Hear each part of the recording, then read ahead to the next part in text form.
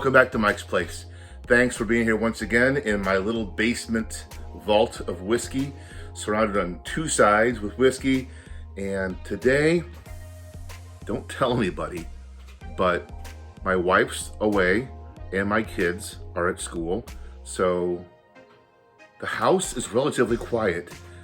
I don't have footsteps overhead creaking on the floors. I don't have water going down the main drain from a shower or the dishwasher going. It's quiet. Cross your fingers that it stays that way. Anyway, welcome back. And we are looking at part 2 of my series on George Dickel. So last time we talked about this Dickel 8-year, not Dickel 8. That's a recipe that you can find in Missouri. The Dickel 8-year is not, I have not seen it in Missouri. I found this over in Kentucky a couple months ago. It is in Illinois. And this is the George Dickel 13-year bottled and bond. This is the 2021 release. And this is the one I'm really excited about because I'm with a lot of you. If you say I'm not a Dickel fan, I just don't like the flavor, there's something about it, there's some minerality in it that I don't care for, I totally get it. But when I had in 2020, I had their 11-year bottle and bond release, and I think it was a top whiskey of the year with whoever. But I bought it, it was $40-ish, and it was stellar. So when I found this one, and I found the 8-year over here, I decided it was time to come back and revisit George Dickel a little bit and see if I still felt fondly of it. So here we go. Fresh bottle. And there it is. Let's pour a little bit. Now, I don't know about you, but I'm really starting to like these style tasting glasses called a Rastel.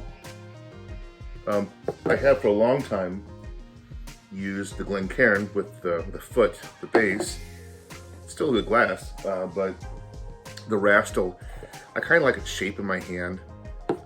I happen to have many of these STL Bourbon Society glasses. I think I have a couple from the Rack House possibly, and this was from the Bourbon Festival last year, so whatever. Here we go. Good old 0, 1, 2 scoring system. 0 not there, 2 exceptional, 1 expected flavors. Oh, the nose.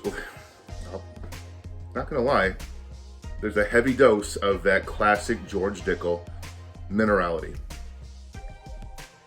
Some call it a vitamin flavor, a Flintstones vitamin flavor, or an orange Tic Tac flavor. It hits you pretty hard. So if that's something you hate about Dickel, this probably isn't for you. I kind of like it, to be honest. Oh, it's nice. Vanillas. It's rich, and it goes from sweet caramel vanilla back to that mineral flavor, or scent, which is a flavor, right? Let's go in for a sip.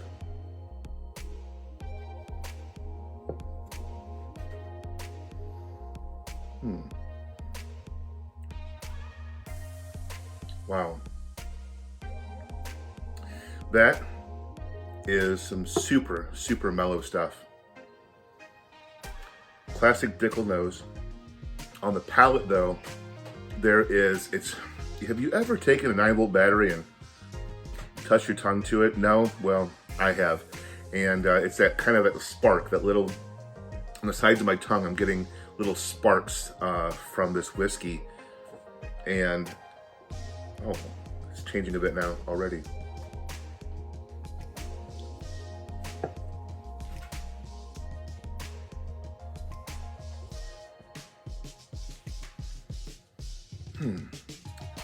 There's the vanilla, a little bit of stone fruit, maybe like peach, and then that mineral flavor is there, the sparks are there. Boy, the heat is very low. This is bottle and bond, so it's 100 proof. But boy, if I was taking this blind, I would think this is probably 86 proof. Really, it's that mild or mellow or smooth, whatever you want to say. And on the finish,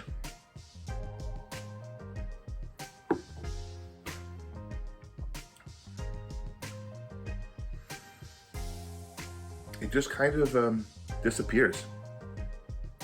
It's not a bad finish.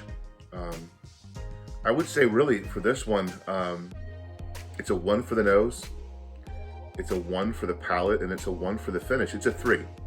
And at $40-ish, is it good value? If you like Dickel, it might just be. I am not blown away. There's no revelation here. If you don't like Dickel, this is not going to make you love it.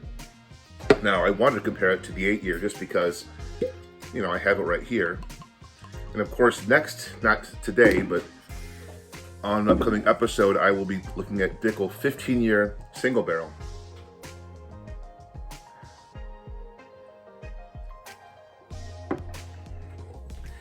Yeah, the 8-year, I think I scored it the same, a 1, a 1, and a 1. Nothing unusual, nothing out of the ordinary, nothing off or bad about it. It's just kind of it's a pour of whiskey. And the 13, except the nose on the 13 has more of that typical George Dickel mineral flavor. It really is, I mean, it's really the nose that gets me on this one, and how smooth it is. So, if you are a George Dickel hater, I think you might remain so. These 2 bottles are not going to change your mind. Do I think they're worth it? I don't know. Maybe, possibly. Here's to hoping that the 15-year single barrel is extraordinarily special, or maybe I'm going to give it a 3 score like these 2 over here, and that's going to be kind of the end of my George Dickel bourbon journey, or whiskey journey rather, today. Anyway, guys, thanks for joining me. Have a fantastic week. I'll see you soon.